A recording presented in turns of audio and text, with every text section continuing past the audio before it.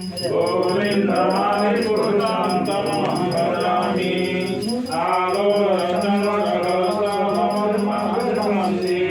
रत्नगणनप्रणयकिरीटविलासं श्यामद्रिभद्रललितानितप्रकाशं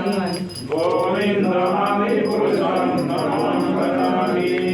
अनादि यस्य सकलेन्द्रियन्द्रियमहति पश्यन्ति पान्ति कलेरति धियान्तगन्ति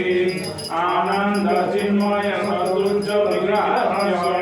गोविन्दमादि पुरुषं तमहं भजामि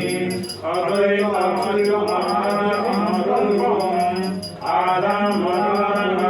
आदमरघुसन्तमयौवनं वेदे श्रुतमधुरमभक्तो गोविन्दमादि पुरुषं तमहं भजामि पन्दाकोटि शतवर्ष समर्पयो वायो रथाभिमनुष्यमुनिवानवं